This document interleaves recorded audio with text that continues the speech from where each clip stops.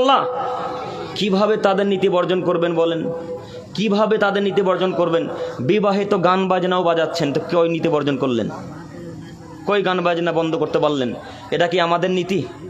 এটা কি মোহাম্মদ সাল্লাল্লাহু আলাইহি সাল্লামের নীতি? তো বর্জন করতে তো পারলেন না। এখন কার সাথে মাঠ করবেন তাহলে? কার সাথে কিয়ামতের মাঠে থাকবেন? কথা বলে না, কথা বুঝতে পারেননি নাকি? না কথা আপনাদের বিরুদ্ধে চলে যাচ্ছে? এখন কার সাথে কিয়ামতের মাঠ হবে? ইহুদি খ্রিস্টানদের সাথে। আমাদের নবী মোহাম্মদ সাল্লাল্লাহু আলাইহি সাল্লাম রাস্তা দিয়ে চলে যাচ্ছিলেন। রাস্তাতে যেতে যেতে যেতে যেতে যেতে যেতে যেতে যেতে যেতে হঠাৎ কোন দিক থেকে যে গানের একটা বাজনা এলো, যেমনই শব্দ গানের আসা, আল্লাহ নবী মোহাম্মদ সাল্লাল্লাহু আলাইহি সাল্লাম দুই হাতের আঙুলকে শক্ত করে কানের ভেতরে ভরে দিলেন। শক্ত করে কানের ভেতরে ভরে দিয়ে দ্রুত সেই জায়গা থেকে সরে গিয়ে আব্দুল্লাহ ইবনে ওমরকে বলছেন, আব্দুল্লাহ হাল তাসমাউ শাইআ, তুমি কি কোনো শব্দ শুনতে পাচ্ছ গান বাজনার? আব্দুল্লাহ হাল তাসমাউ শাইআ, তুমি কি কোনো গান বাজনার শব্দ পাচ্ছ?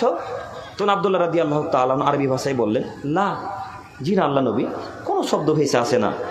আল্লাহ নবী সাল্লাল্লাহু আলাইহি সাল্লাম যখন এই বাক্য শুনলেন, ফারাফা ইসবাইহি মিন উজনাইহি, তখন আমার নবী মুহাম্মদ সাল্লাল্লাহু আলাইহি সাল্লাম তার দুই কান থেকে দুই হাতের আঙুলকে বের করে নিলেন। বলেন তো দেখি, গান বাজনা এখন হালাল না হারাম? হারাম। তো গান বাজনা যদি হারামই হলো, তাহলে বিবাহের অনুষ্ঠানে 5 ফুট 7 ফুট 10 ফুটের ডিজে বক্স বাজলো কিভাবে?